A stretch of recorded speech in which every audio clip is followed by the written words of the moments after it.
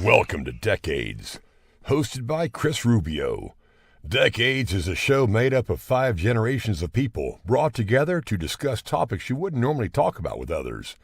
The goal of the show is to learn by having some good, possibly heated discussions, without losing the simple fact that it's okay to talk to different people with different opinions other than your own. Welcome to the first live episode of Decades. I think this is episode 27.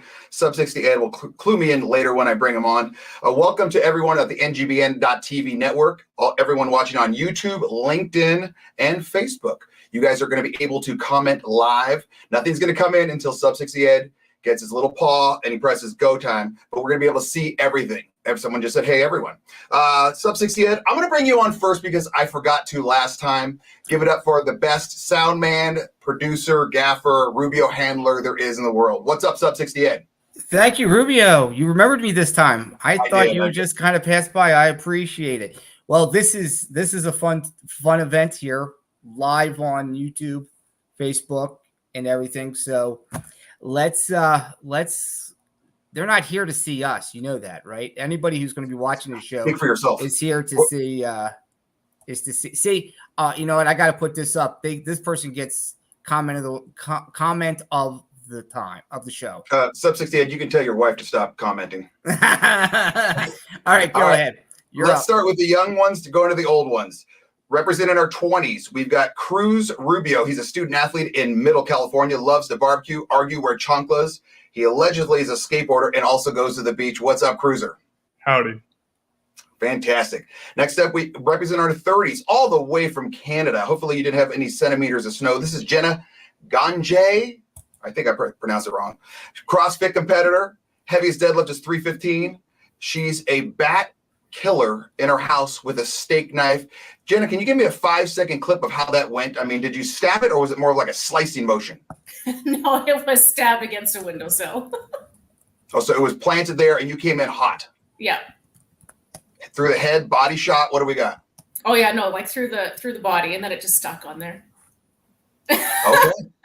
All right, we're gonna need to see photos of that. Let's go to our 50s. We've got Alex Chris. He's head of the Charlie Sheen fan club. He's originally from Ukraine, grew up in the USSR, lives in LA. He's a beer connoisseur. What's up, Gru?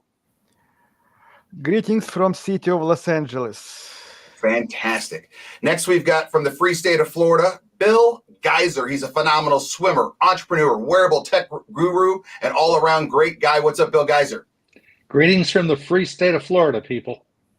And last, but certainly least, we've got representing the 60s as well. We've got Judge Jay Gaskell. He's moved again. He keeps trying to find the best Wi-Fi in his house. This is actually quite impressive at this point. He's an Idaho native. He's a Seahawks fan. He's a retired district court judge. Makes the best old fashioned in the Northwest, allegedly. Welcome, Judge. Hopefully we have you the entire episode. That would be good. Welcome. Hello. It's a way of life. I look at you and I say it's a way of life. All right, so we've got 2 topics for hit. Pretty spicy one. We're going to talk about the pandemic or plandemic and the different presidencies of Joey B versus El Trempo. Let's start with the pandemic or plandemic.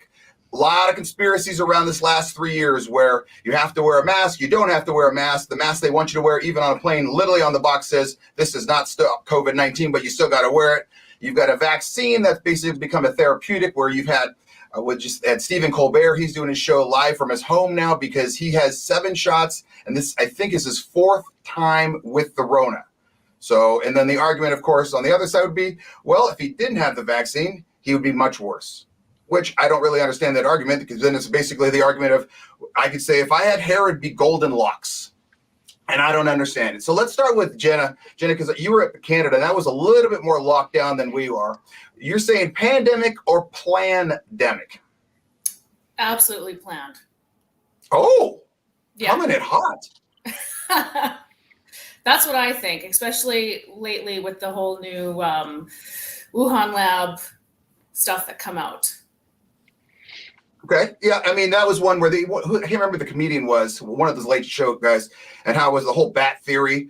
And he said, finally, after like 2 years, he goes, guys, it's in Wuhan, and there's literally a coronavirus lab. Maybe this is where it came from. So, Jenna, you're thinking more pandemic. Judge, we'll go to the flip side. What is your thoughts on this? Absolutely pandemic. I don't think there's any doubt about it. Unless you get every country in the world agreeing to go on this great conspiracy theory. You count all the deaths, the millions of deaths nationwide, worldwide. Sure, they were trying to figure out how to deal with it. That's why they came up with the mask, and even El Trumpo came up with, started the vaccine. I don't see how anybody can dispute it. But what if people say, well, okay, what if someone argues, well, it was a pandemic because everyone wanted to gain control to see how far they could push you? Because they've even said that the 6 feet thing, they literally just made that number up. They really wanted to go 10. And they said, well, they're never going to buy 10. So let's just go for 6 and kind of go from there. And that's where the argument of 6 is bad, or 6 is good, 5 bad. It was a brand new virus. They were trying to figure out what they needed to do for it. The care and what to do about it evolved as they learned more about it. I think they did an excellent job in trying to figure it out and contain it. And I think you talk about viruses and golden hair. Well, flu shots are the same thing. They reduce the severity of whatever type of flu that you get the vaccine for. They don't necessarily prevent you from getting it. Okay. Bill, you had your hand up. You know, I kind of fall maybe a little bit in between Jenna and the judge on this one. I think there was a virus that got loose, that got out of control, and that the government attempted to try to wrap its arms around it and put a stop to it. Like everything the government does, it doesn't really do things too efficiently. It doesn't do things too quickly. And I think over time, there was some actions taken by the government that probably were a little bit too heavy-handed and probably had some other agendas in mind, not just the protection of people. What I'm still very disappointed about is we've never gotten to the bottom of the root cause of this thing. I do believe it was a manufactured virus, and the people responsible, I don't think it was a government conspiracy, but probably a couple of knuckleheads that were doing this thing. We need to get to the bottom of it, and they need to be served justice, because this killed more people than the Nazis killed in World War II. So it was a huge loss of life. Jenna, you think they never will? No. We're just going to have the whistleblowers, and they're just going to be smashed down by the government because they're saying things they're not supposed to be saying. Same stuff happens over and over again. Cruz, you're the younger generation. How did it affect you? Because I remember you telling me a couple of wild stories because you were in northern and southern California during the process. How did it affect you? And what is your thoughts on it, pandemic or plandemic? Yeah, I mean, it affected me pretty heavily. I mean, I missed the last half of my senior year of high school, getting to miss out on a lot of things like senior prom, graduation, things like that. But I mean, at the end of all be all, that's, I mean, compared to what a lot of other people were going through with family members dying, I'm pretty grateful to say that the only thing that happened to me was missing my senior graduation. In terms of pandemic or pandemic, I think it kind of meets in the middle. I do think that there's certain aspects of what everyone said is true. I believe that I do think it was created in a lab in a sense. I think that's pretty proven by now, even though a lot of information doesn't want to come out about it. But I think it's fair to assess that at the beginning of it was a pretty serious thing. I mean, there was a lot of people that were dying from it. I had 2 coworkers pass away from it. I wasn't super close with them, but still in the same facilities as me. So you get to know them. And I do think it was serious, but I think over time it began to kind of level out, and the government kind of got a little bit frustrated with that, saying like, we don't want you guys to kind of go back to normal for whatever reason, whether it's control or whatever be it. But I think as time went on, it should have kind of leaned out, and it didn't really lean out enough. Brandon Calkin says Geyser is spot on. I don't know if he's talking about your outfit, which is a sharp shirt, Bill, or the actual comment. I think he's probably commenting on all the above. Yeah, both. And it's one of those things too. I always lean more pandemic, obviously, if you can't figure that, just simply because, and I try to stay more in the middle as being the host, but with the whole vaccine alone, how L. Trump was pushing this thing, warp speed, and of course it doesn't get approved. And then like the day Joey B takes over, they're like, oh my God, it got approved. Like everyone saw that was going to happen. That was the most obvious thing in the world. Gru, you're nodding. Well, I agree with both Bill and Cruz, kind of in the middle. And I think, of course, we probably won't see it happen, but if CCP is not held responsible for creating a virus, either intentionally or not, they're going to do it again next time. But how are we ever going to be able to not stop it next time? To me, I think this was a big test run of, yes, it was a virus. Yes, it was deadly. But when it was proven, okay, if you're an obese human being that's throwing down 4 packs of Marlboro Reds and 2 gallons of Mountain Dew and 7 packs of Ho-Hos per hour, it's most likely going to affect you a little bit more. But then they lock you down so you can't even go out and get sun. I mean, in Southern California, they were closing the beaches. I remember seeing the images of someone getting arrested. That's true. Yes. Dude, I was driving by. And it's very close to Yeah, right, Santa Monica. And then you're saying, but no, you need more exercise to become healthier, but no, we can't stay inside. That's what really drove me nuts. What's your thought on that, Judge, about how they knew like the healthier you were, the better, but you can't become healthy, so sit in and just become basically a human veal? Well, I don't know what happened in California. They didn't keep us from going outside anywhere in Idaho. Well, no, yeah, and that you and I were very, very lucky because I would travel around other places. In Idaho, it was like the Wild Wild West.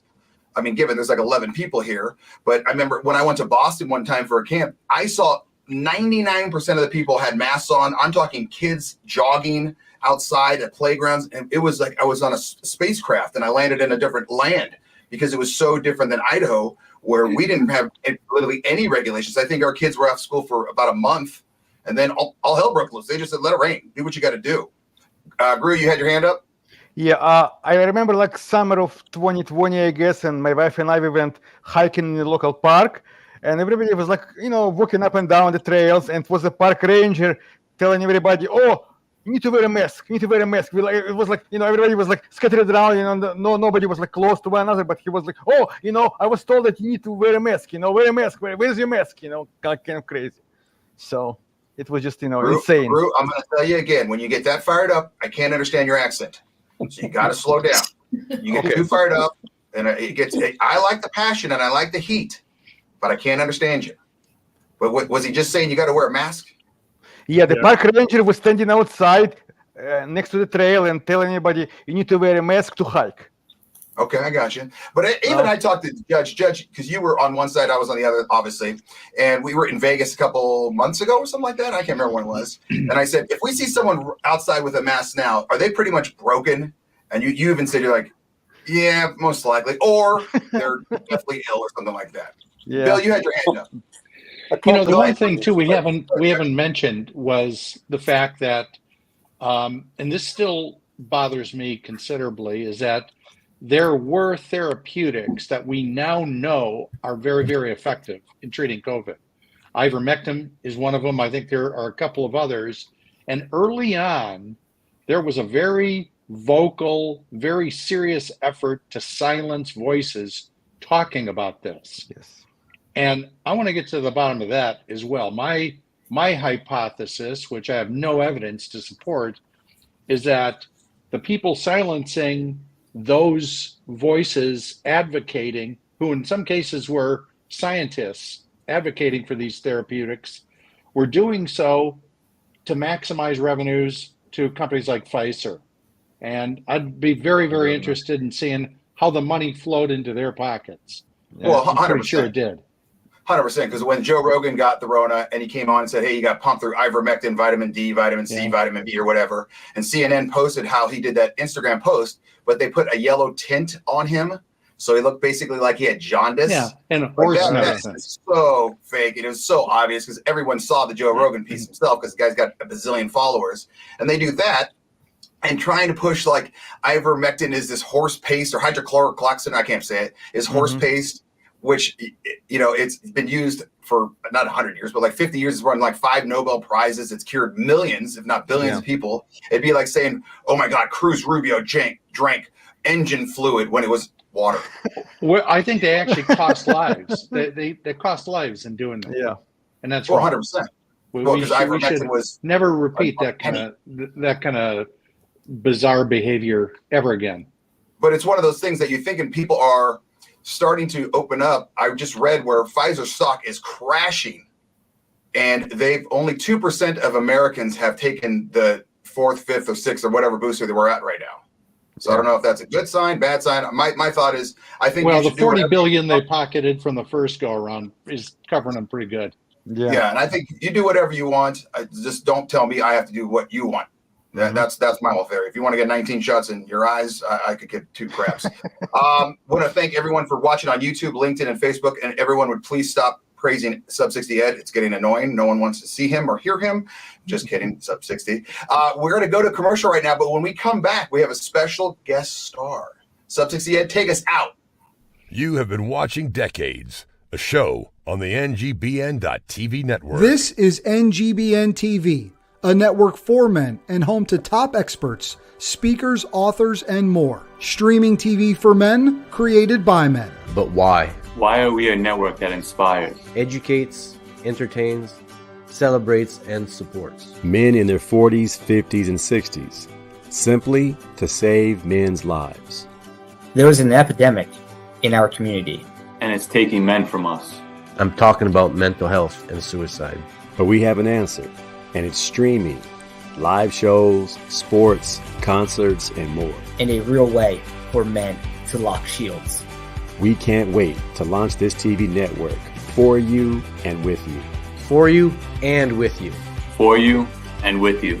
For you and with you. Join our movement at ngbn.tv, coming January 2024.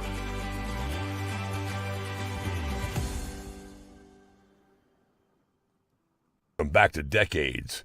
Take it away, Rubio. Welcome back to all our Facebook, YouTube, and LinkedIn watchers doing live. Sub 60 Ed, can you come on camera real quick? Because I want to see, can you actually smile? Because in that little promo commercial, you look very angry. Are you okay? Oh, no, I was fine. I don't know. I was trying to be serious. It was. Why would you do that? I don't. Why do I do half the stuff I do, Rubio? I don't know. Because I'm around you too much. Because I'm around you too much. It's your poor influence. Poor influence. Okay. That's rude. As you can see, we've got a special guest coming up also on the NGBN.TV network at 9 p.m. Pacific, AC. Super late for you East Coast folks, but it's 9 p.m. Eastern. No, 9 p.m. on the West Coast, midnight for you East Coast folks. Yes, so AC, obviously, people can they could just wear a blindfold and just hear your super sexy, smooth voice. I mean, that's one thing that I mean, I always recommend that. And another shocker, the judge went offline again, came back on. If you go offline again, why don't you just walk over here? You're 30 yards. I have another chair. You can sit on my lap. Do that. The judge AC, in studio. AC, tell us everyone what they can see tonight on AC Sports Live. Give us the gist of the show, the overall aura of it, and what you're going to talk about. Well, tonight, man, of course, we had some instant classics this weekend, both in the NFL and in the NCAA. So I'll talk about that briefly.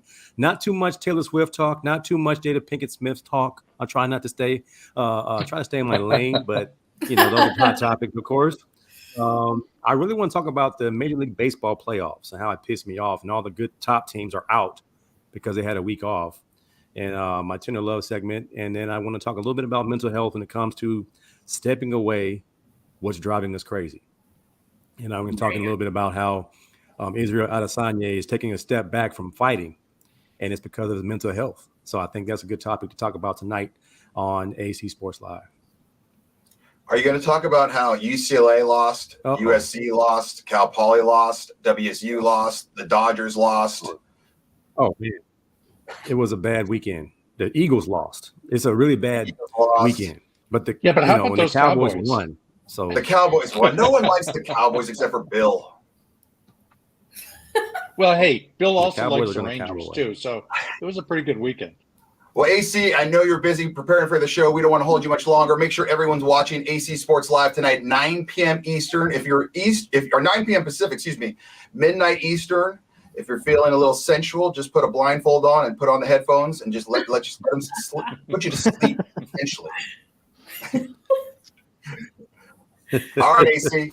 You're a piece of work, Rube, but I appreciate you. I appreciate you, Absolutely, man. Later. See you later, bro. Yeah. Okay, guys. Have a good one. Bye. Hey, Jenna. See ya. All right, so back to the panel. Let's talk about the different presidencies of Joey B versus El Trumpo. If you're a first-time watcher on YouTube, LinkedIn, or Facebook, Joey B is what I call Joe Biden. El Trumpo is what I call Donald Trump. I think you could look at this one through 17 different lenses. Not only what's happening in the world right now, the cost of everything, or just how the media covers both of them. Let's start with how the media covers both of them. Jenna, you being the farthest away, I don't know how much American media you actually see. Did you notice one way they covered El Trumpo and one way they cover Joey B, or is it you guys are just focused on Trudeau and his socks? I can't answer the way that the news coverage covers both of them, but when Trump was president, I did watch more news. When Biden became president, I never watched any. But it's still on there, or you're choosing because El Trumpo was just a show? Yeah, no, I just chose, but no, it's still on there for sure. Okay. Yeah, I just knew because he was a clown, basically. But yeah. Judge, are you nodding or are you falling asleep? He's muted.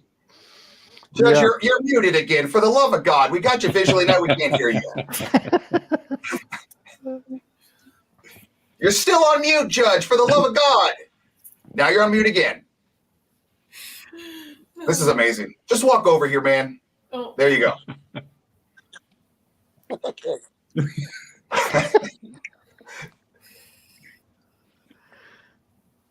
He's walking. Is he really walking over here? All right, Cruz, we'll go to you. What are your thoughts on the media portion of it? I think with everything, it's just what outlets you look at. I think that there's a lot of things to consider too. I mean, at the time of Donald Trump's presidency, Twitter or X, whatever you want to call it, was run very differently from than what it is now. And at the time, it was all you saw was Trump feed, everything. And now, at the beginning of Joe Biden's presidency, you really didn't see much from him. You didn't really hear much at all in general. But now with the X being taken over by Elon, you kind of are beginning to see more and more. But I think it's all about who you follow and who you listen to. Of course, CNN's not going to show much on Joe Biden, and they're going to show everything on Trump. But you could say the same thing backwards for Fox News and other news sources like that. So I think it's really dependent upon which news source you listen to. Yeah, it's one of those things, though. It's so biased on both sides that, El Trump was walking down a wet ramp one time, 4 steps, and he holds onto the rail with both hands. And it's, oh, my God, he's not fit to be a president. What are we going to do? What are we going to do? And then you got Joey B, who can't navigate upstairs, let alone downstairs, and he's falling over sandbags. At this point, he's using the lower steps to get in Air Force One because he can't make it up the giant ones, which I get it. The dude's 110 years old. But at some point, his handlers need to just say, okay, let's just turn the cameras off or something like that, because it's just not a good look. In my mind, Bill, am I wrong? Does it make America look a little weak? Well, I think the world's changing. And I think in particular, news media, the business model of what we used to call news media is changing. The business model used to be predicated on delivering unbiased, as best they could, news. That changed. That changed probably even before Trump came on board. They now sell a narrative to an audience that's preconditioned to hear a particular narrative. And I don't think that genie's going back in the bottle. I mean, so you have a group of people that will religiously watch publications or media like MSNBC and places like that because they're going to hear a narrative that they want to hear there, and they're consistent in delivering it. The opposite side of that political coin is probably at Fox. For me, I stopped listening to all of them, to be honest with you. I started researching and trying to find independent journalists where I could find on my own what I think is ultimately the truth going on, or at least a pursuit of it. Whether or not I'm getting the truth, I guess history will be the determining factor of that. But and who's the traditional one lady you news follow on media, Twitter the most? their business models have changed. Who's the lady that you follow on Twitter the most? Barry Weiss. Very wise. As you can tell, we've got the judge. He walked over. He brought the dog in with him. So we are truly live here on Decades. We've got no filter. And Judge, the oldest of the group, is truly a mind stimulant for everybody right now. So now that we have Judge actually on a live feed, Judge, what is your thoughts on this? The difference between Joey B and El Trumpo? Well, from what I heard Bill say, I hate to say I agree with Bill, but I think it's just whatever media you tend to watch. If you want to go left-leaning or right-leaning, or in between, they obviously are biased in their coverage, one way or the other, depending on which side or which slant they take. It's not like the old days where they just gave you the news. They use all these adjectives and adverbs to color over the story, and so I think they're covered equally, just badly. That's obviously a given, though. Like, that's kind of old news. We knew that depending on the network, what kind of news you're going to hear about what president, right? Like, that's nothing new. Go, just worse. Yeah, it's just worse. Guru, go ahead. Yeah. Well, I think comparing how media covers Biden and how media used to cover Trump and how media used to cover Obama and how media used to cover George W. Bush, media basically, for the most part, with a little exception, pampers Joe Biden, and whenever he fucks up, basically they just shut the cameras off, or they don't let him answer questions and stuff, to make him look less bad comparing to how he actually acts. And that's what I've seen, since Biden got elected until now. And then it brings up the question of, like, the media, as bad as it is, they don't even do anything. Like, for this weekend, he came back from wherever he was, and he stopped in Delaware for 4 hours, and not one person asked why. Like, why did you need to stop in Delaware for 4 hours, Joey B? And not one reporter asked.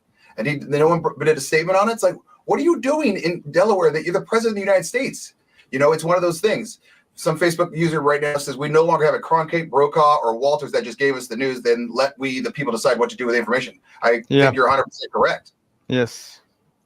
It's one of those things. But you put on your tinfoil hat, and how many do you think back then was it slanted as well? You just didn't even know about it.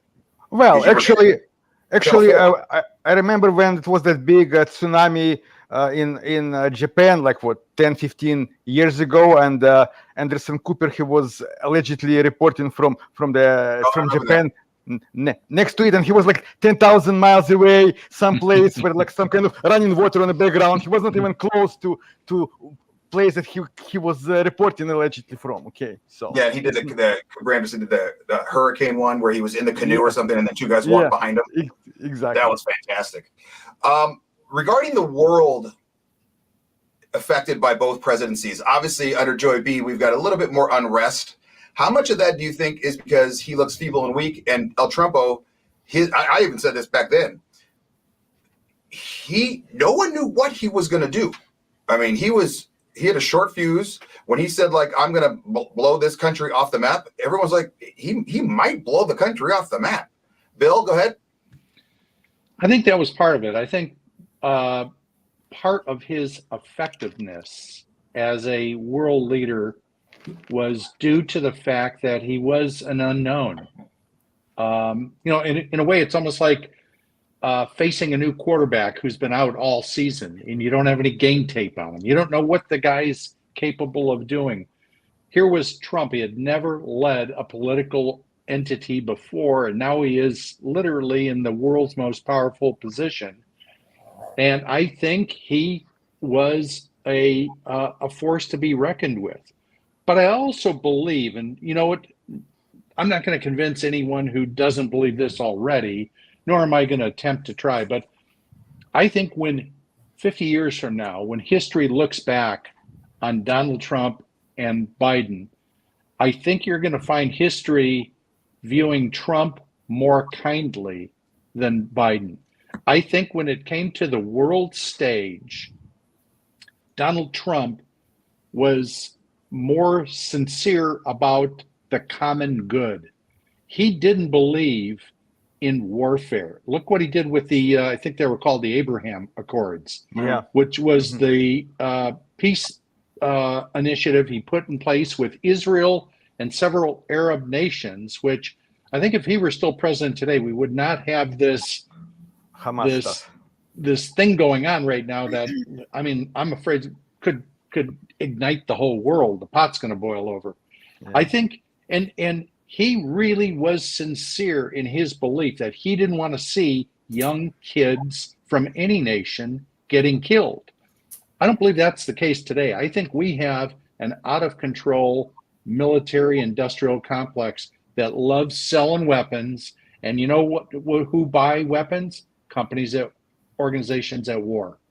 And so I don't think Trump bought into any of that. And I think the world is actually worse off as a result. Judge, now that you're here and on camera, what do you think about that? Do you think the world, let's just go with America first, America and or the world is worse off than they were under, I mean, looking at prices, conflicts, do you think it's worse off now than it was under El Trumpo? No, I don't think it's worse off at all. I think that I think Trump was a clown. I think the rest of the world viewed him as a clown. Within the United States, he obviously inherited a very good economy from the Obama administration, so that helped his reign. What? What? Oh, yeah. Look it up. Look it up. It was terrible. This is where the judge says, look it up, and then you say, where's the facts? And he says, I'm not showing you facts. I left my note. I left my notebook. That's not the case. Non-working ATM. His notebook is a concrete slab that he does this in. This is why I don't come over here. But you cannot deny that there's more conflicts now throughout the world. Well, to lay that on an American president shows a lot of hubris, I think. I think you guys are making the presidency way more important and valuable than it really is in world affairs. Would you agree, though, that maybe some of these people right now say, yeah, we're going to do what we want because Joey B's not going to do anything and he's eating pudding? No.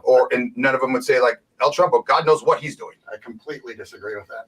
Okay. I think El Trumpo harmed our global position.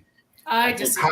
I think the other countries thought it was a joke. But I would agree with Jenna where they thought he was a clown, but it was one of those clowns like the clown from It. Like, I'm not sure what's happening here. Jenna, you were saying something? Go ahead. Yeah, no, he definitely was a clown and you didn't know what he was going to do or say next. But to me, I thought he did great I shouldn't say great, but he did good as a president compared to the one that's there now. I mean, the biggest thing is economy. Like that's gone to shit and it's not gotten any better. Well, according to Treasury Secretary Janet Yellen, it has. Groom, go ahead. Oh, yeah, she just made a statement. Says it's great. Oh. Well, actually, he could have been.